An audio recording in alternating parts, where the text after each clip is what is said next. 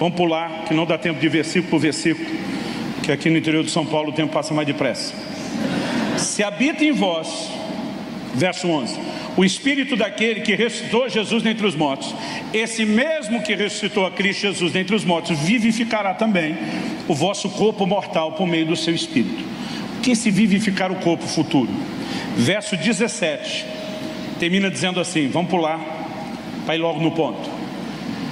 Ele diz, se é certo que com Ele, com Cristo padecemos, também com Ele sejamos ou seremos glorificados. O que é ser glorificado? Verso 18, ele diz, porque para mim tenho por certo que os sofrimentos do tempo presente não podem se comparar com a glória que em nós há de ser revelada. Então ser glorificado é a manifestação de uma glória futura.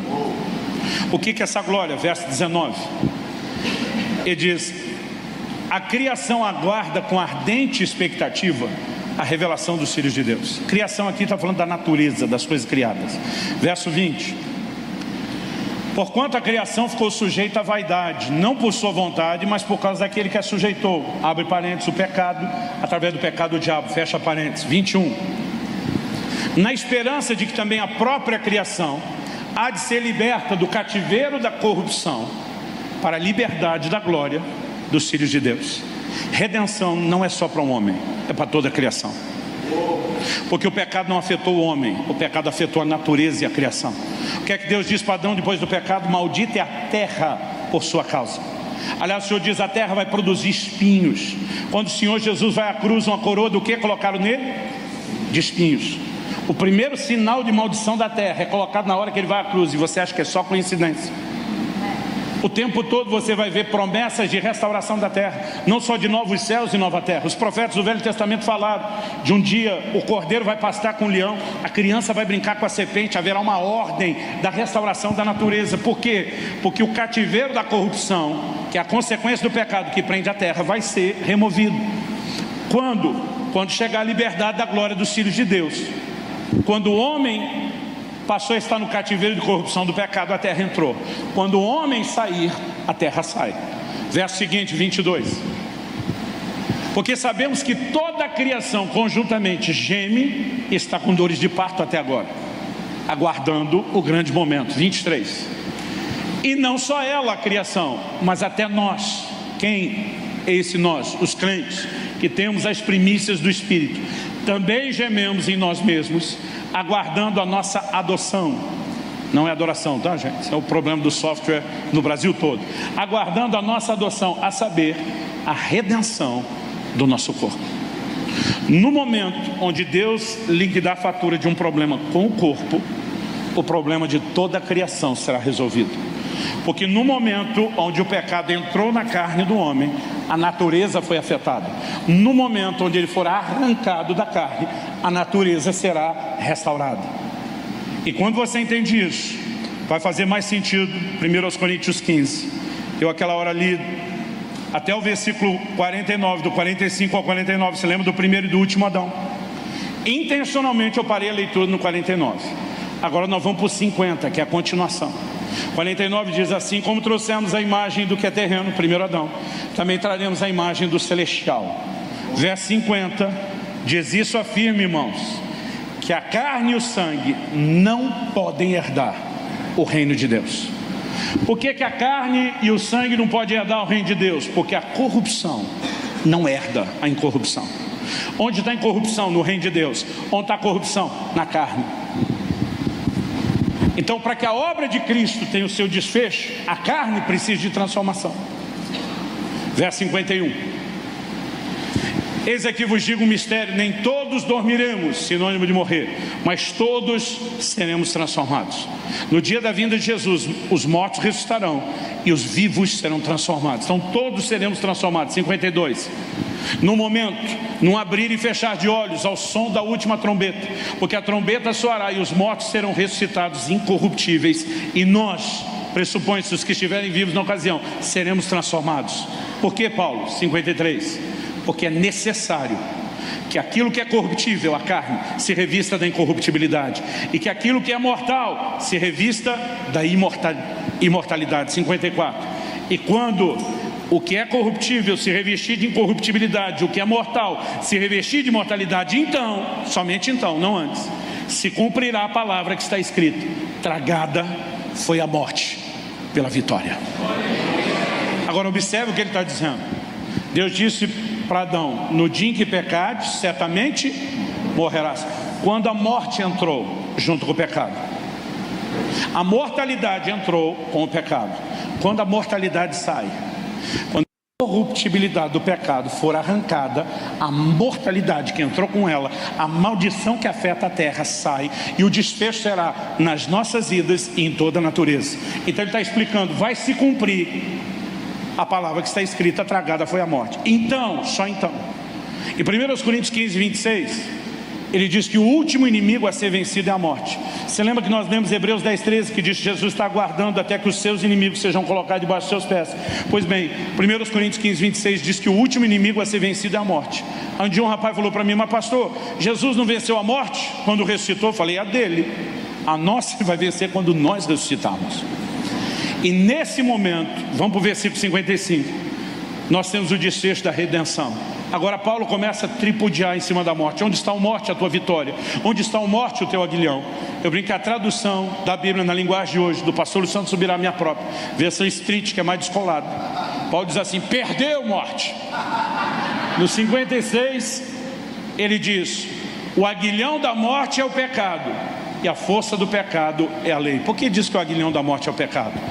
No dia em que pecardes, certamente morrerás. Romanos capítulo 5, por meio de um só homem entrou o pecado no mundo, através do pecado a morte, e a morte passou a todos os homens. O verso 56 é o resumo do Evangelho. O aguilhão da morte, ou a força, da morte é o pecado, e a força do pecado é a lei. Ah, pastor, então aqui ele está dizendo que a lei é ruim. Não, a lei realçou uma natureza pecaminosa e a nossa incapacidade de obediência. Então Paulo escreve aos Romanos e diz: se não houvesse uma lei dizendo não faça, eu não conheceria o pecado que está em mim, a vontade de desobedecer. É aí que você vai entender Paulo aos Gálatas dizendo que a lei serviu de um aio para nos conduzir a Cristo, porque ela não mostrou que a gente só precisava de perdão do que já tínhamos feito de errado. A gente precisava de mudança de natureza, porque senão nunca conseguiríamos fazer certo. E é depois de falar isso tudo que vem o grande finale do verso 57. Mas graças a Deus que nos dá vitória por intermédio de nosso Senhor Jesus Cristo. Aqui não é vitória circunstancial, como alguns acham, é a vitória das vitórias. É o grande desfecho, onde o cerne dessa natureza pecaminosa finalmente será arrancada da nossa carne e uma transformação plena vai acontecer. Quem está entendendo, diga amém. Então, na santificação inicial, nós somos livres da condenação do pecado. Na santificação progressiva, nós somos livres do poder do pecado, já vou falar disso. E na santificação final, nós seremos livres da presença do pecado. Alguém disse que a santificação inicial é o resultado do encontro com Cristo, mas santificação progressiva é a preparação para a vinda de Cristo. 1 Tessalonicenses 5:23 diz: e o Deus da paz vos santifique completamente. Ele diz: e o vosso espírito e alma e corpo sejam guardados irrepreensíveis para a vinda de nosso Senhor. Mas a santificação final, ela se dá na vinda de Cristo. Quem está entendendo, diga amém. Então, feita essa pequena introdução, compre pelo link na descrição desse vídeo.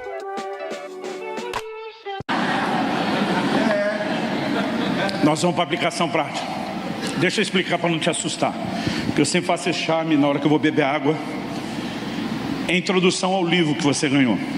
Nós resumimos aqui os primeiros 5 de 20 capítulos, mas não é a introdução à noite. Aqui nós já estamos com pelo menos 80% rodado. Você tem mais uns minutinhos? Eu gosto de gente prática. Um dia um rapaz chegou para mim e ouviu falar disso, falou: pastor, vamos resumir a coisa. Santificação inicial já aconteceu o dia que eu me converti, certo? Falei: certo. Santificação final só acontece quando Jesus voltar, certo? Falei: certo. Ele falou: basicamente, o que sobrou para eu me preocupar então é santificação progressiva. Falei: por aí. Ele olhou para mim e falou: resuma santificação progressiva. Falei: tudo que eu falei até agora era só um resumo. Ele falou: não. O resumo da resenha do resumo. Ele disse: o senhor resumiu santificação inicial com uma palavra. O Senhor disse que é conversão. O Senhor resumiu santificação final com uma palavra, é glorificação. E diz, me dê uma palavra para resumir santificação progressiva. Eu falei, amigo, está difícil. A Bíblia diz que o Espírito nos transforma de glória em glória na imagem do Senhor. Santificação progressiva é essa transformação progressiva na imagem de Jesus, como vimos. Ele falou, pastor, o senhor consegue uma palavra? Eu pensei. Falei, pode ser uma palavra composta? Ele falou, vou te abrir uma exceção. Eu falei para ele, domínio próprio. Talvez nenhuma outra palavra resuma tanto o dilema de natureza que só será resolvido aqui. Antes da santificação inicial, a velha te governava. Na final, a velha desapareceu. Então, antes da inicial, você só tinha uma natureza velha. Depois da final, você só tem uma natureza nova. O único momento onde o pau está quebrando entre as duas é nesse terreno da santificação progressiva. O que é domínio próprio? Gênesis 4:7, Deus tem uma conversa com Caim, quando ele está planejando matar seu irmão Abel. O texto diz assim, o Senhor fala para Caim assim, o pecado jaz à tua porta. Porta quer dizer, está doido para entrar. O Senhor diz para ele assim, e o seu desejo será contra ti. O pecado sempre se manifesta pelo desejo, daqui a pouco eu volto nisso. Aí o Senhor diz para ele assim, mas a ti cumpre dominá-lo. Dominar o desejo, através do qual o pecado quer entrar. Deus diz para Caim, é sua responsabilidade. Ah, pastor, isso era o Antigo Testamento, vamos para o Novo. 1 Coríntios 9:27, Paulo diz, eu esmurro o meu corpo e o reduzo à escravidão, para que depois de ter pregado eu não venha a ser desqualificado. Em cima dessa frase, esmurrar o corpo, que ao longo dos séculos surgiu uma prática muito conhecida, principalmente na igreja romana, por autoflagelação. Você já deve no mínimo ter visto uma cena em filmes da era medieval, alguém tirando suas vestes, pegando um chicote, batendo em si mesmo. A pergunta é, Paulo mandou bater na carne de forma literal? Não creio. Porque no texto ele fala duas coisas, eu esmurro meu corpo e o reduzo à escravidão. Se bater no corpo é literal, reduzir a escravidão também tem que ser. Eu nunca vi ninguém andando por aí com a corrente no pescoço. Agora, se reduzir a servidão é simbólico, esmurrar é simbólico. Ou os dois são literais, ou os dois são simbólicos, que não pode ser um literal, outro simbólico. Segundo, vamos deixar o Paulo que falou sobre esmurrar o corpo explicar. Colossenses 3:5, ele diz, fazei morrer a vossa natureza terrena. O que é para matar não é o corpo de forma literal. Romanos 12, nós temos um paradoxo. Paulo diz, oferecei os vossos corpos como sacrifício vivo. Porque é um paradoxo, uma aparente contradição. Porque sacrificar significa matar. Agora, como é que o sacrifício é vivo? Se sacrificou, é morto. Mas você diz que o sacrifício é vivo, não é para matar literal. É para fazer morrer a vontade da carne e não o corpo. Quem está entendendo a diferença, diga amém. O que significa em essência domínio próprio? É que a velha natureza, a carne, ela tem que ser parada. Só que a maioria de nós não tem dificuldade de entender que a carne tem que ser parada. O que a gente não entende é quem para ela. A gente está tentando parar a carne na força da carne. Quem para a carne é a nova natureza. Quem para a carne é um espírito nascido de novo. E a única forma de entendermos esse dilema é se você entender com clareza que o ser humano é um ser composto de partes distintas. Eu citei 1 Tessalonicenses 5:23, e o vosso espírito e alma e corpo. O espírito é a parte de você que tem consciência de Deus ou das coisas espirituais. A alma é a parte de você que tem consciência de si mesmo. A carne é a parte de você que tem consciência do mundo físico. Às vezes eu lia o salmista dizendo lá, bendiz a minha alma ao Senhor. Adolescente, tentando entender a Bíblia com a ótica dele, eu ficava bolado. Eu pensava, esse Davi, e não quero fazer descaso com o problema. Quem tem merece compaixão e precisa de ajuda. Mas eu imaginava um Davi esquizofrênico, dupla personalidade. Bendize a minha alma ao Senhor. Dizia, ô Davi, quem que é sua alma? Não é você mesmo? É. Falei, vocês se conversam? Para mim soava um negócio esquisito demais. O que eu não entendia na época é que uma vez que você é espírito, alma e corpo, três partes, uma parte de Davi está falando com outra parte de Davi. Então vamos tentar explicar melhor isso. Eu e muitos sábados, eu às vezes prego de manhã num lugar, à tarde em outro, à noite em outro. Às vezes são 3 estados. Vira madrugada viajando para estar já no domingo de manhã no culto na nossa igreja. Então, irmão, sábado, domingo é assim daquele pior dia para mim, quando o despertador toca domingo de manhã para levantar. Porque não basta o cansaço das ministrações e da viagem, o pouco tempo dormindo. Na segunda eu me vingo, mas de sábado a domingo é quase sempre um desafio. Aí cheguei no final do ano passado, um desses dias que eu tive vários eventos em estado diferente, viajei à madrugada, tinha dormido umas 4 horas no máximo. Quando toca o meu celular com o despertador e eu estendo a mão para desligá-lo, só ter tirado a mão para fora da coberta, meu braço quase congelou. De tanto frio que eu senti no braço, a hora que desliguei o despertador, eu olhei a temperatura, 3 graus. Estava frio. Nessa hora eu descobri um complô da minha carne e da minha alma. A carne dizia: você é louco de sair debaixo dessa coberta? De tirar um pedaço do braço, você não estava aguentando o frio, quer dizer tirar o corpo todo. A alma começa, porque a alma é a sede dos seus sentimentos. Olha o barulhinho de chuva, irmão. Aquele clima cinza, tipo curitibano. A chuva caindo lá de fora. Você olha o barulho de chuva, isso é para ninar a alma de adulto, não é de criança. Vem aquele sentimento, ninguém aguenta seu ritmo, tem que descansar. E eu percebi que tinha um complô entre a carne e a alma, ninguém queria sair da cama. Quando o meu espírito percebeu isso, foi a hora que ele bradou: alto lá! Quem foi que disse vocês mandam alguma coisa aqui? E foi nessa hora que eu tomei a decisão. Bendize a minha alma ao Senhor. Eu estava dizendo: vai sair daqui. Eu falei: carne, você cala a boca, rasteiro, vem todo mundo para a igreja adorar a Deus. Sabe o que significa domínio próprio? Que você não tem que sentir, você faz as coisas por disciplina. Você está entendendo isso? Outro dia eu falei: bom, por que você foi na igreja?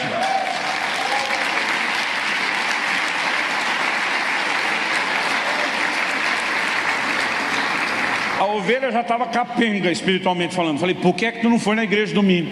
Não senti de ir. Falei: tu acha que eu estou lá todo domingo porque eu sinto? Falei: eu não abro a boca para reclamar, mas minha mulher conhece minha cara. Pergunta para ela qual é a média dos domingos que eu estou empolgado para ir, dos que não, principalmente domingo de manhã. Esse rapaz olhou e falou: pastor, o senhor não sente vontade de orar todo dia? Falei: claro que não. O senhor não sente vontade de ler a Bíblia todo dia? Falei: claro que não. Ué, então o senhor não lê? Falei: não falei isso. Eu não preciso sentir vontade, eu faço porque eu tenho que fazer. Isso se chama disciplina espiritual. Agora, sabe qual é o problema? Tem uma molecada confundindo as coisas. Quando você começa a falar das disciplinas espirituais, envolve vida de oração, meditação na palavra, devocional, adoração, jejum. Eles começam a te criticar dizendo: evangelho do mérito. Outro dia um falou para mim: parece que você está querendo merecer algo. Eu falei: você está maluco? A definição bíblica de graça é favor imerecido. Não tem nada que eu possa fazer que vai me tornar merecedor. Ele olhou para mim com a cara assim, de quase que me chama de idiota. Eu falei: então por que você se dedica tanto? Eu falei: porque ele merece, cabeção. Não é porque a minha dedicação não me fará merecedor que o meu Salvador não merece o melhor de mim. São duas coisas completamente distintas. É sério, tem hora que dá vontade de olhar bem no olho de um e dizer: alô? Gente, um rapaz outro dia falou para mim: é que o senhor ainda não teve a revelação do amor incondicional. Falei: me elucide. Ele olhou para mim e falou: nada que você fizer de bom vai fazer Deus te amar mais, e nada que você fizer de ruim vai fazer Deus te amar menos. Falei: essa é a grande revelação. Ensinei isso para o meu filho quando ele tinha 11 anos de idade. E não estava nem falando de Deus, estava falando de mim. O menino chegou da escola, não conseguia manter contato visual, baixava os olhos, não conseguia falar, porque a voz, as mãos e as pernas estavam trêmulas. Naquela época do bimestre, que é para trazer boletim escolar para casa. Não precisava de revelação. Falei: por acaso você tem um boletim com nota vermelha aí dentro? Deus te mostrou, pai. Falei: não, criatura, você mesmo. A psicologia chama isso de linguagem corporal, não tem revelação aqui não. Mas eu tentava conversar com Israel, eu não conseguia. Estava com medo de mim. Eu falei: para tudo, piá. Eu falei, olha para mim, olha no meu olho. Ele olhava, abaixava e dizia, olha e fica aqui, segura aqui. A hora que ele conseguiu segurar o olho, eu falei, eu amo você. Ele falou, eu sei. Eu falei, você sabe, mas não entende. Eu falei, um dia talvez você vai entender, mas preste atenção que eu vou tentar te explicar. Eu falei para ele, eu não te amo pela sua performance. Eu não te amo pelo que você faz. Eu te amo pelo que você é. Você é meu filho, Piá. Acabou. Olha eu copiar de novo. São Paulo, mente paulista. Eu falei, eu te amo, guri. Não, guri é Rio Grande do Sul. Eu te amo, garoto. Menino, como é que é mesmo aqui, gente? Me criei aqui, já não lembro. Eu te amo, menino. Não pelo que você faz. Eu te amo pelo que você é. Olhei para ele e falei, nada que você fizer de bom vai fazer eu te amar mais. Nada que você fizer de ruim vai fazer eu te amar menos. Meu amor por você é incondicional. Gente, eu nunca mais vou esquecer. Abril de 2010. Poxa, já no primeiro bimestre. O boletim escolar. Então foi isso mesmo. Abril de 2010. A cara de desespero que ele estava vai mudando para uma cara de alívio. Mas rápido. Esse negócio está vivo na minha memória. Mas com a mesma velocidade que mudou de cara de desespero para alívio, de alívio foi mudando para uma cara malandra. Ele não precisou verbalizar, eu sabia o que ele estava pensando. Então, se nada que eu fizer de bom faz você me amar mais, e nada que eu fizer de ruim faz me amar menos, por que é que eu vou me preocupar com a conduta ou o comportamento? Eu falei, mas antes de você verbalizar essa bobagem, você está pensando. Eu falei para ele, se você quiser me agradar, a conversa é outra. Eu falei, nem eu. Se você quiser agradar a senhora, sua mãe, que nunca tirou uma nota ruim na vida e que é a pedagoga da casa, você vai ter que se preocupar com o seu comportamento. Por que eu estou fazendo essa distinção? A Bíblia tem a doutrina do amor incondicional de Deus? Tem. Mas também tem a doutrina de agradar a Deus, que as pessoas estão fingindo que não existe. João 8,29, Jesus falando do Pai diz, eu faço tudo o que lhe agrada. Segundo aos Coríntios 5,9, Paulo diz, nós nos esforçamos para lhes ser agradáveis. Hebreus 11,5 diz que Enoque alcançou o testemunho de ter agradado a Deus. Hebreus 12,28 diz, recebendo nós um reino inabalável, retenhamos a graça, pela qual sirvamos a Deus de modo agradável e com santo temor. Hebreus 11,6, sem fé é impossível agradar a Deus. Romanos 8,8, os que estão na carne não podem agradar a Deus. 1 Tessalonicenses 4,1, finalmente, irmãos, como vos exortamos no Senhor e agora testificamos a respeito da forma como vocês devem andar e agradar a Deus. Está lá o tempo todo na Bíblia. Então, a doutrina do amor incondicional de Deus fala do valor que nós temos para Ele. Mas a doutrina de agradar a Deus fala do valor que Ele tem para nós. São coisas completamente distintas. Eu não preciso fazer nada para ter valor para Ele. Meu valor independe do que eu faço. Mas o que eu faço ou como eu me comporto demonstra o valor que Ele tem para mim e o lugar de importância que Ele tem na minha vida. Quem está entendendo, diga amém. Mas a teologia de um versículo, de uma página só da Bíblia está trazendo problema. Porque quando as pessoas começam a pregar meias verdades, eu repito, elas estão pregando meias mentiras. Então, o que são as disciplinas espirituais? Não é algo que a gente faz para merecer nada. Mas lembra que eu falei que Paulo colocou a gente aqui e diz, a inclinação para a carne, morte. O pendor para o espírito, vida. Então, para onde você inclina ou pende, determina quem vai estar no controle. Vamos explicar isso um pouquinho melhor. Em Mateus, no Evangelho de Mateus, no capítulo 26, lá a partir do versículo 39, Jesus chama os discípulos para orar e por 3 vezes eles dormem. Eles não conseguem orar com Jesus no Getsêmanis. Lembra disso? Jesus diz assim, o espírito na verdade está pronto, mas a carne é fraca. Em 26 anos de ministério pastoral, um pouquinho mais já está fazendo, eu não sei te dizer quantas confissões de pecado eu ouvi nesses anos. São milhares e milhares e milhares e milhares. Quase sempre que um crente vai confessar que tropeçou, que fez algo errado, ele normalmente começa preparando a notícia, tipo o gato subiu no telhado. Dos que vão preparar a notícia, que já é a maioria vem com o mesmo versículo. E às vezes o cara vem estilo pregador. Já dizia a Sagrada Escritura, a carne é fraca. Aí eu olho para uns e digo, mas no seu caso parece que ela é forte. Que isso, pastor? Digo, ela está ganhando todas, por que você vai chamar de fraca? Ele fala, não, Jesus chamou ela de fraca. Eu falei, não tinha nada a ver com o que você está falando. Os discípulos não conseguem orar, buscar Deus. Jesus diz, o Espírito na verdade está pronto. Pronto para quê? Para buscar Deus. Mas a carne é fraca, ela se indispõe para buscar Deus, por isso eles estão dormindo. Gente, algo que nós precisamos entender: a carne sabe que as disciplinas espirituais, incluindo oração, significa morte para ela, e ela vai ativar um instinto de sobrevivência. Aí você acha que os discípulos dormiram só de cansado? Vamos dar um exemplo aqui. A maioria, se não for todo mundo, a grande maioria aqui, sabe o que é passar não uma, mas algumas noites em claro. Não vou nem falar diante da conversão, as baladas e as festanças. Vamos pensar na diversão do crente. Não vamos nem mexer no passado. É gente que vira à noite assistindo filme ou maratona de seriado, a nova geração jogando videogame. Tem todo tipo de motivo. Gente, eu já virei muita noite trabalhando, viajando, escrevendo, mas não posso dizer que a maioria foi pelo nobre motivo do trabalho. Eu sou desses notívagos, troco a noite pelo dia fácil. Então não importa se é para trabalhar ou para divertir. Já fiz isso várias vezes. Agora, tem gente que é para assistir jogo, luta do outro lado do mundo, de madrugada, não sei. Tem gente que tem todo tipo de gosto. Um dia uma senhora da igreja falou: pastor, eu não posso saber de um velório que eu vou lá passar a noite conversando. É sério, a mulher falou assim: não preciso nem saber quem morreu ou é a família do morto, só achar um lugar para passar a noite conversando. Falei: meu Deus, tem gosto para tudo. Mas o ponto não é esse. O ponto é, a maioria de nós já gastou noites em claro. Aí o pastor Mirko vem anunciar aqui: gente, já tal, nós vamos ter uma vigília de oração. O crente diz: não consigo orar porque eu durmo. Eu tenho vontade de dizer: miserável, por resto tu fica acordado. E na hora de orar tem sono. Tem, ele não está mentindo. Um dia desse encontrei um senhor de uma outra cidade que eu preguei. Ele falou: pastor, sofri por anos de insônia. Ele falou: mas insônia que o senhor não tem noção. Não tinha faixa preta, remédio de faixa preta que me fazia dormir. Até que eu descobri o santo remédio.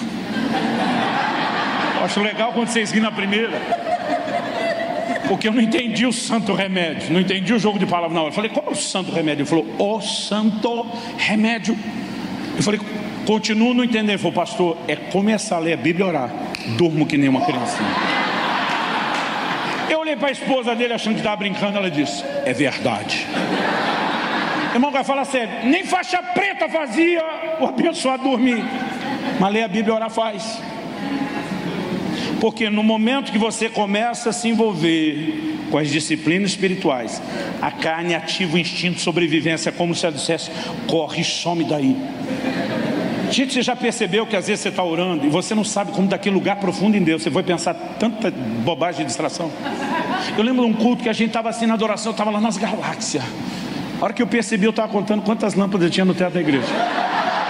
E tem gente que está rindo de si mesmo agora. Mais gente tem o toque. Como que você vai de uma experiência profunda a tamanha distração? Há uma guerra contínua. A carne milita contra o espírito milita contra a carne. A Bíblia diz para que vocês não façam aquilo que querem. Um está lutando contra a vontade do outro. Então o que eu e você precisamos entender? Que disciplinas espirituais nos tornam mais conscientes da realidade espiritual. Então, se você orar mais, você não é mais merecedor de bênção do que o crente que não ora, mas você é mais consciente da nova natureza, da nova realidade do que aquele que não ora. Aí outro dia um rapaz falou para mim: me dê um bom motivo para jejuar. Eu falei: como assim? Jesus jejuou, falei para ele. Aí você sabe que o cabeção falou: Jesus estava debaixo da velha aliança. Eu falei: ok, vamos imaginar que essa bobagem que você está falando seja verdade. Então o que Jesus fez não é exemplo para nós seguir. Mas vamos pensar no que Jesus falou. Perguntaram para ele: por que os discípulos de João Batista e dos fariseus jejuavam e o dele não? O que é que Jesus respondeu? E diz: eles não podem jejuar quando o noivo está presente. Mas chegarão os dias em que o noivo será tirado, então jejuarão. Falei: o que é o noivo ser tirado? Não é a definição da morte, ressurreição, assunção do Senhor Jesus até que ele volte? Ele disse: é. Falei: então ele disse que é nesse tempo que nós jejuaríamos, ou seja, na nova aliança. Conversa é essa que o jejum não é para hoje? Eu estou percebendo assim um grupo de pessoas tentando promover o evangelho do mínimo esforço. Dallas Willard disse: graça é ausência de mérito, não de esforço. São duas coisas completamente distintas.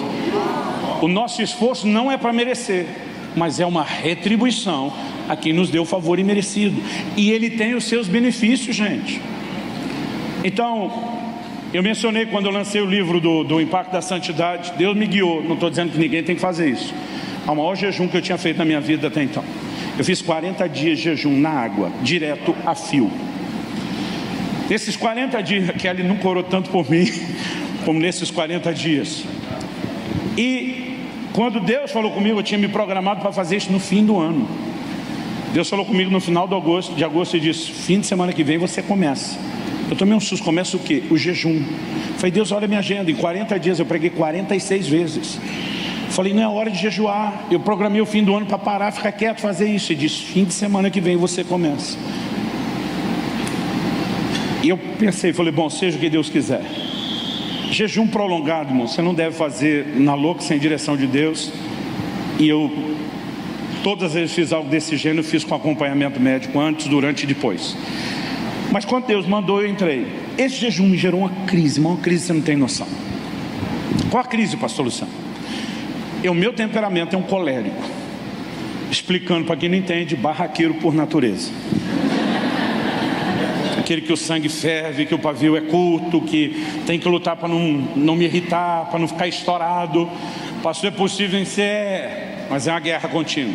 Só que durante 40 dias, nada me irritava. Minha mulher, que é esse doce de pessoa, quem conhece sabe, nem ela aguentava.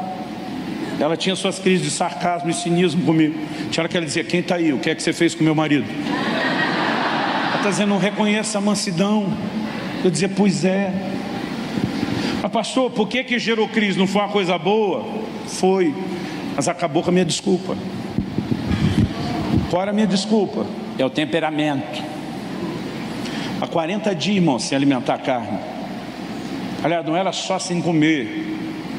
Era 40 dias sem entretenimento, cara na Bíblia, oração. A pobre da carne apanhou mais do que Rock Balboa em todos os filmes juntos. Apanhou e não tinha força. Passou e depois o senhor nunca mais se irritou? Não, irmão, é só voltar a comer, se descuidar. Disciplinas espirituais não nos fazem mais merecedores, mas nos fazem mais conscientes da nova natureza. Se você olha para a vida de Jesus, ele gastou tempo orando. É evidente pelo que ensinava que ele tinha tempo com a palavra. É evidente que nosso Senhor jejuou.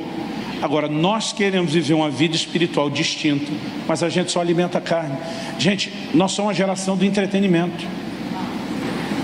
Quando eu era adolescente, porque trabalhava, estudava, tinha programas familiares de envolvimento com a igreja. A gente, quando conseguia ver um filme por semana, já era assim, esbanjou. Porque não era toda semana que dava para assistir um filme. Mas quando ia, fosse no cinema, ou pegasse na locadora, juntava os amigos, via um filme, para nós era o porre de entretenimento. Hoje as pessoas vêem filme seriado todo dia. A maioria não consegue parar num episódio. A gente vai tomando um porre de entretenimento. Agora, não estou dizendo que você não pode. Eu gosto. Mas olha a descompensação. A maior parte das coisas que nos entretém e nos diverte tem valores contrários aos da palavra de Deus. Aí nós estamos aqui na igreja tentando ensinar os casais a importância da fidelidade à aliança, do casamento monogâmico, a importância de não dar brecha no seu casamento. Mas na diversão nós estamos torcendo para o marido largar a rabugenta da esposa e ficar com a amante. É isso que nos entretém. Aqui a gente ensina a importância de falar a verdade. Lá a gente está se divertindo com a mentira. A gente reúne na igreja, vamos orar por justiça na nação, e a gente está clamando por justiça contra a corrupção. Mas na hora do filme ou do seriado você está torcendo para o ladrão fugir da polícia. E a gente não vai percebendo quão contraditório é alimentar esses desejos da carne o tempo todo, mas não alimentar a nova natureza. Aí o que eu não entendo é que alguns pregadores de graça estão dizendo que se você chamar o povo a alimentar a consciência espiritual é religiosidade, mas tomar um porre das coisas que fortalecem a carne é normal. Aí você olha e diz, e por que tem essa vidinha medíocre espiritual? Que não reflete Jesus. Porque nós não estamos fazendo aquilo que deveríamos. Eu não vim aqui te apontar o dedo. Eu não vim jogar pedra em você. Mas se eu falar para você que eu não tomei 3 horas do seu tempo para tentar chocar você, seria mentira. Falando nisso, está quase acabando. Quem me dá mais 10 minutos? 10, 20, 30, 40. Essa sempre funciona. É velha, mas funciona. Então vamos terminar aqui. Normalmente, as primeiras vezes que eu pegava um voo, o piloto anunciava assim: entramos em procedimento de descida. Você pensa que o aeroporto está ali, ó. Às vezes o voo tem 50 minutos, ele diz que entrou em procedimento de descida aos 25. Porque depois do platô vai começar a descer. Depois de um tempão ele vai dizer: fecha a mesinha à sua frente, aperte seu cinto, ajuste o assento da sua cadeira. Aí você pensa: agora vai. Aí depois disso eles ainda vão passar recolhendo lixo e demora. Mas nós já entramos em procedimento de descida. O que de prático nós precisamos entender quando falamos domínio próprio? Domínio próprio não é só parar a carne. A pergunta é: quem para a carne? Nós falamos, tem que ser a nova natureza. E para isso, a nova natureza tem que ser fortalecida. Tem que haver a consciência que é produzida pelas disciplinas espirituais na presença de Deus.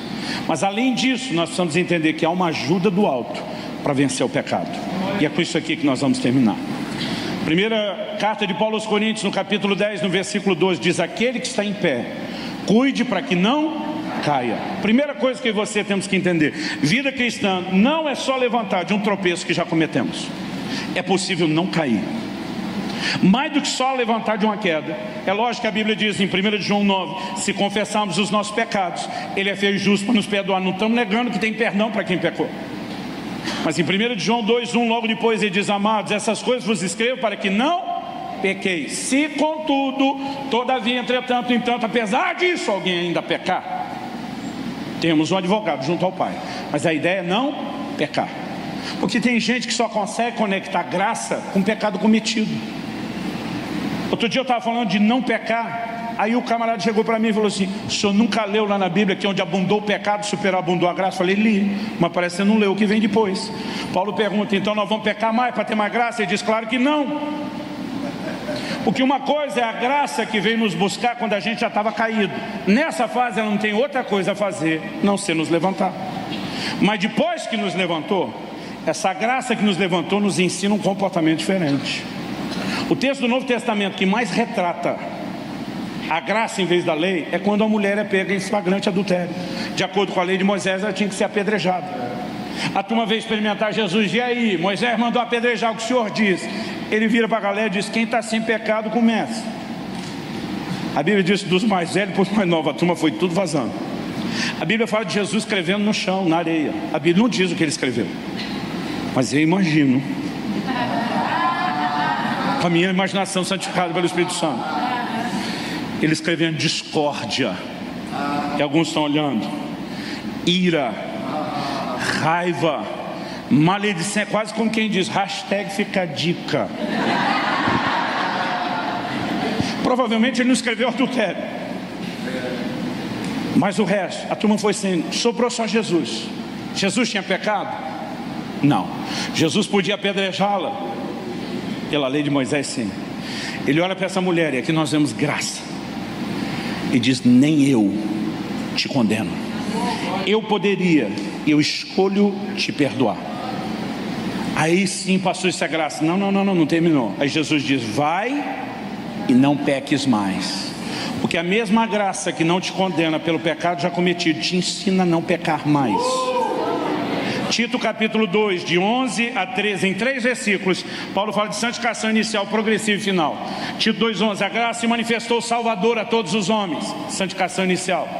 Removeu a condenação do pecado. Depois diz assim: ensinando-nos que a mesma graça que salva ensina. O que ela ensina? Renegados as paixões, as impiedades mundanas, vivamos no presente século de forma sóbria, justa e piedosa. A mesma graça que te tirou de um pecado já cometido te ensina a não pecar mais. E o verso 13 termina dizendo: aguardando a bem-aventurada manifestação de nosso Senhor e Salvador Jesus, a vinda de Cristo, santificação final. Porque a obra de Deus é um pacote. Eu não posso pegar só a santificação inicial e fazer a doutrina da vida cristã só aqui. Então a graça que me arrancou do pecado aqui, ela me capacita do lado de cá não pecar mais. Então o que o texto diz, projeta lá por favor, 1 Coríntios 10:12. Aquele que está em pé, cuide para que não caia. Logo depois de fazer essa declaração, ele diz, verso 13: não vos sobreveio nenhuma tentação, senão humana. Diga comigo: tentação humana. Com mais vontade: humana. Na cabeça da maioria dos crentes,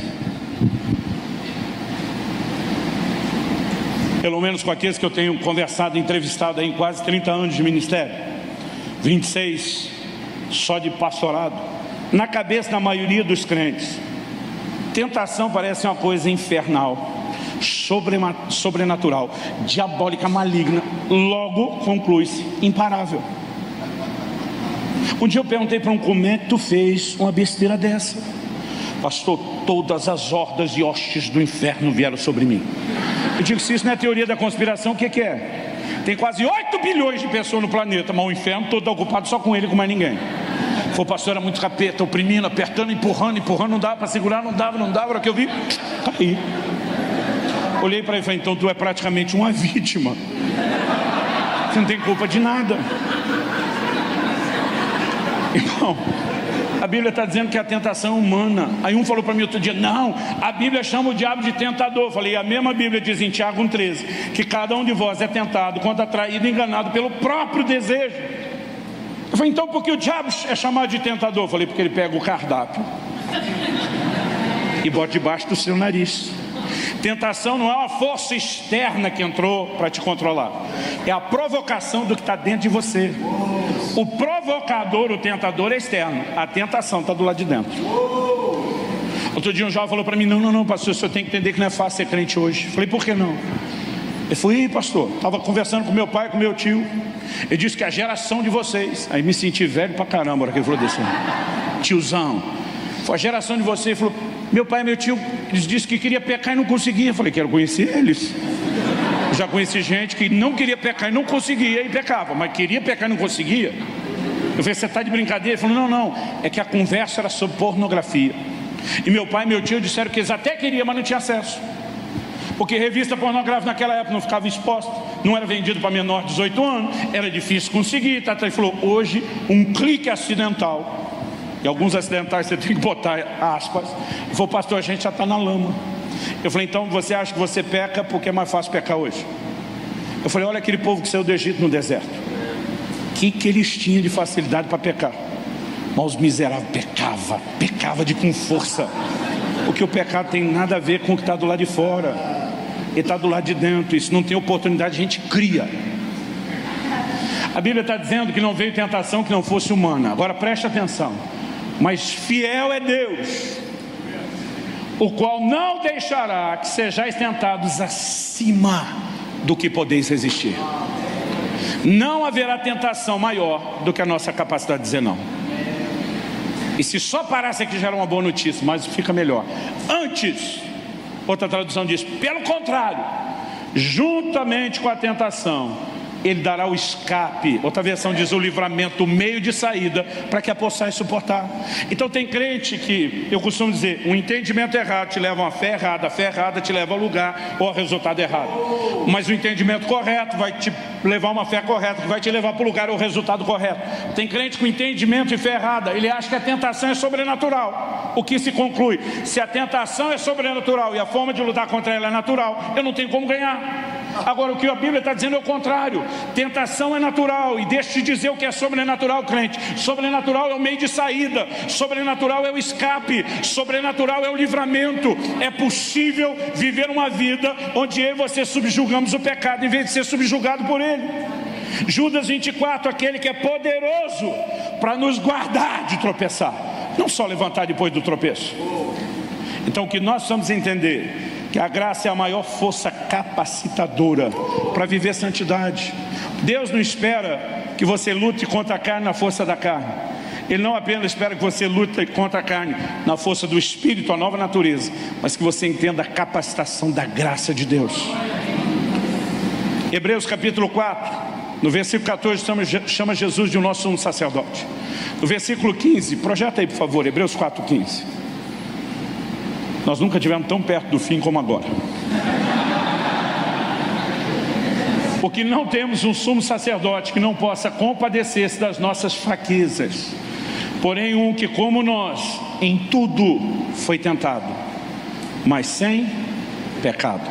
Depois de no 14 chamar Jesus de o sumo sacerdote, o 15 retrata quem é o sumo sacerdote: alguém que se compadece de nós. Por que ele tem compaixão de mim e de você? Por causa das nossas fraquezas. Por quê? Porque ele mesmo sentiu na pele o que é ser tentado. Ele é um sumo sacerdote cheio de compaixão. Mas o texto não diz só que ele entende a minha e a sua tentação e tem compaixão de nós. O texto diz, mas sem pecado. Significa que ele entende não só o que é ser tentado, mas ele entende o que é vencer a tentação. Isso é importantíssimo antes da gente ler o versículo seguinte. Por quê? Porque tem gente tentando definir graça de uma forma absurda. Agora, hoje em dia, estão tentando retratar um Jesus que é tão compreensivo, que ele anda dizendo por aí que no nosso lugar ele também pecaria. A Bíblia está dizendo sem pecado, que ele não pecou. Gente, isso não é mais equívoco doutrinário. Isso não é só heresia, isso é blasfêmia. Mas esse é o tipo de bobagem que está chegando no ouvido dos nossos adolescentes. Que o entendimento de graça é tudo bem se não der certo. Não, a Bíblia está dizendo que ele entende o que é ser tentado, mas ele entende o que é vencer. E o que ele faz com esse poder de entender o que é vencer? Verso seguinte: cheguemos, pois, confiadamente ao trono da graça. Outro paradoxo, porque trono na Bíblia e na história fala de juízo.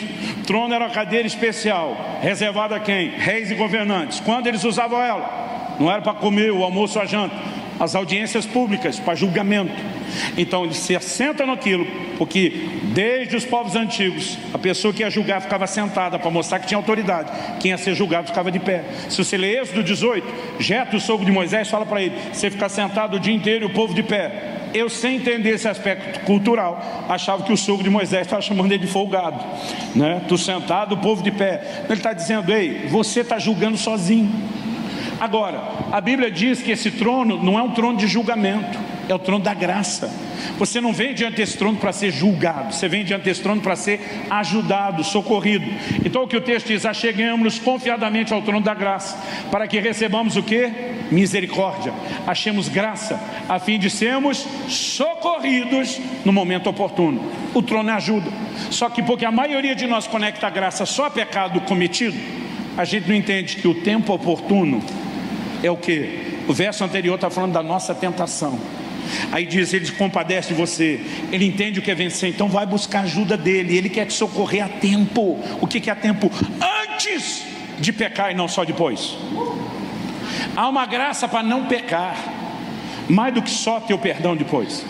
Graças a Deus que tem perdão se a gente não conseguiu vencer. Mas o melhor lugar em Deus, querido, muito melhor do que só ser perdoado depois, é viver em vitória sobre o pecado. E a Bíblia nos mostra que é possível viver nesse lugar com a ajuda do alto. Mas qual o nosso problema? A Bíblia diz que eu e você temos que nos chegar com confiança ao trono da graça. Alguns nem têm fé para acreditar que Deus vai socorrê-lo para ele não pecar, e nem se achega ao trono. A gente na prática quer viver como se o trono fosse imóvel, volante, como se ele corresse atrás da gente. Então a gente espera que o trono da graça fique batendo de porta em porta todo dia. Está precisando de graça hoje para não pecar? Hoje não, volta amanhã. E a gente não vai atrás. Eu vou te provar que a gente não vai atrás. Jesus nos ensinou uma oração modelo. Não há reza, mas é um modelo a ser seguido, que nós apelidamos, a Bíblia não chama assim, apelidamos da oração do Pai Nosso. Nessa oração nós sabemos que é um modelo de oração diária, porque Jesus nos ensina a dizer: o pão nosso cada dia nos dê hoje. E amanhã você ora outra vez. E quarta, ora de novo. E quinta, ora outra vez. Então nós estamos falando de uma oração diária. Nesse modelo de oração diária, Jesus nos ensinou a dizer: não nos deixe cair em tentação, mas livra-nos do mal ou do maligno. A maioria dos crentes que eu conheço, pergunto, questiono, entrevisto, não ora para não cair em tentação. O que dizer orar todo dia? Então a gente não vai ao trono da graça, onde poderia ser socorrido. Aí porque nós não fomos buscar o socorro, a gente acaba caindo. E aí porque a gente caiu por negligência de buscar o socorro, a gente cria agora a teologia da experiência. Então a gente bota o crente sentado na sarjeta da vida, choramingando. E aí, para ensinar graça, a gente bota Jesus do lado dele fazendo um cafuné e dizendo: não tem problema não, crente, eu não te amo pelo que você faz, eu te amo pelo que você é. Está tudo bem pecar. Se está tudo bem pecar, é uma contradição a todo o ensino das Escrituras. Graça é a maior força capacitadora para andarmos em santidade. A Bíblia diz que Deus nos transforma de glória em glória na imagem do Senhor. Não é instantâneo, não é de uma vez. Mas eu posso estar melhor hoje do que estava ontem. Eu posso amanhã estar melhor do que hoje. Depois de amanhã, melhor do que amanhã. Quem crê nisso, diga amém. Vamos ficar em pé para parecer que está acabando. Compre pelo link na descrição desse vídeo. Olhe para cá, é muito importante eu falar isso antes de terminar. Qual é o propósito da santidade? A santidade não deveria ser um peso e nem um fim em si mesma. João Bevere, no livro Kryptonita, ele diz que santidade é a ponte para a intimidade com Deus. Eu vou repetir. Santidade é uma ponte para o lugar da intimidade com Deus. Quando Deus criou o primeiro casal e colocou no jardim, você já percebeu que Deus não respeitou nem a lua de mel do primeiro casal? Todo dia Ele ia visitar os dois. Todo dia. Meu pai demorou uns 3 meses para aparecer em casa depois que eu casei. Durante 1 mês eu não falei com meu filho até que ele me ligasse. Porque a gente respeita essas coisas. Deus não respeitou não. Todo dia ele estava no jardim. Ele está dizendo para os dois: vocês podem festar à vontade, mas não vão me deixar de fora. Eu quero ser parte da vida de vocês. Mas quando o homem pecou, qual é a pergunta de Deus para Adão lá no Éden? Deus não pergunta para Adão: o que é que você fez, cabeção? A pergunta de Deus para Adão é: aonde você está? Minha leitura disso, Deus está dizendo: o problema não é o que você fez. O problema é para onde o que você fez te levou. Para longe de mim. Deus está dizendo: eu quero você de volta, cara. Eu perdi você para o pecado. A Bíblia diz que o pecado faz separação entre nós e Deus. Então se você me pergunta se eu quero viver uma vida só de pecar e ser perdoado, não. Eu não quero viver sendo separado e reconectado. Eu quero preservar e crescer na comunhão. Em João 14, 21, Jesus diz: aquele que tem os meus mandamentos e os guarda, esse é o que me ama. Por que Jesus diz isso? Porque a definição bíblica de pecado em 1 João 3,4 é a transgressão da lei. Então qual é o contraponto do pecado? Se estamos falando de santidade, obediência. Jesus disse: se você tem os meus mandamentos e os guarda, você está demonstrando que me ama, que não quer estar longe de mim, que não quer desconectar. Mas não parou aí. Jesus dizia: eu também o amarei e me manifestarei, me revelarei a Ele. Há um lugar de comunhão tão extraordinário que não pode ser negociado quando a gente brinca com o pecado. Em 2 Coríntios 6,16, Paulo cita um texto do Velho Testamento, aplicando para uma igreja do Novo, e diz que Deus diz assim: habitarei, andarei entre eles, eu serei o seu Deus e eles serão o meu povo. Portanto, não toqueis em coisas impuras, separai-vos, diz o Senhor, e eu vos receberei. Eu serei para vós pai, e vocês serão para mim filhos e filhas, diz o Senhor Todo-Poderoso. Depois de fazer isso tudo, falar isso tudo, Paulo diz em 2 Coríntios 7,1: tendo, portanto, amados, tais promessas. Quais promessas? Dos 3 versículos anteriores, todas promessas de intimidade, de comunhão. Habitarei no meio deles, andarei entre eles. O que Deus está dizendo? Eu não quero ser um Deus distante, eu quero estar junto e misturado com vocês. Eu serei o seu Deus, vocês serão meu povo, eu vou recebê-los, eu vou ser pai, vocês vão ser filhos. Todas falam de comunhão e intimidade. E diz: tendo, portanto, amados, tais promessas, purifiquemo-nos de toda impureza, tanto da carne como do espírito, aperfeiçoando a nossa santidade no temor do Senhor. O tempo todo, o tom do Novo Testamento é que santidade não é um fim em si mesmo, é uma ponte para a comunhão e a intimidade com Deus. Mas quando eu e você começamos a descobrir a santidade de Deus, nós vamos descobrir junto a falta de santidade que ainda há em nós. Isaías 6, ele tem uma visão de Deus assentado no seu alto sublime trono, os serafins à volta proclamando: santo, santo, santo. A ênfase, o foco está todo na santidade de Deus. Diante daquela revelação, o profeta Isaías diz: ai de mim, eu vou perecer. Porque quando nós entendemos melhor a santidade de Deus, nós começamos a entender a falta da nossa. Agora, quase sempre a percepção da proximidade de um Deus santo parece que o ser humano tem o mesmo sentimento: eu vou morrer, eu vou ser destruído. Anos atrás eu ouvi uma pregação do meu filho que mexeu muito comigo. Ele dizia: imagina que sua meta de vida fosse aproximar-se do sol. que de alguma forma hipotética, imaginária, fosse possível, o que você descobriria ao aproximar-se do sol, não precisa se aproximar muito, é que você seria desintegrado por ele. Porque a sua estrutura física, química, sua natureza, não suporta a força do sol. A única forma de você poder se aproximar do sol sem ser destruído por ele é se você passasse por uma mudança de natureza ou de estrutura química e física e se tornasse semelhante ao sol. Então você poderia não só se aproximar, mas se fundir com ele. Depois de dar o exemplo que falava tudo, meu filho ainda se deu ao trabalho de explicar. E diz: o sol, no fulgor da sua força, representa Deus no esplendor da sua santidade. E a única razão pela qual ele insiste na mudança da nossa natureza é para que ao nos aproximarmos dele, a gente não seja desintegrado. Porque ele nunca quis nos destruir. Ele quer nos desfrutar, nos usufruir, vamos dizer assim. Na hora que Isaías diz: ai de mim, eu vou morrer, um anjo vem, pega uma brasa do altar e toca ou tosta a boca do profeta e diz: tua iniquidade foi tirada. O que é que Deus está dizendo? Ô cabeção, não mostrei seu pecado que eu queria te destruir, só dei o diagnóstico que eu tenho cura e restauração para você. Eu estou mostrando que o pecado é um problema a ser eliminado, não para te manter longe de mim. Vamos nos livrar do que impede, e aí eu tenho você. Quem está entendendo? Agora ainda a brasa nesse altar a minha, à sua disposição. Ainda um fogo santificador a minha e à sua disposição.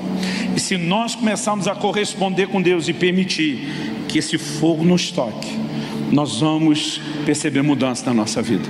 Clique e veja mais vídeos como esse.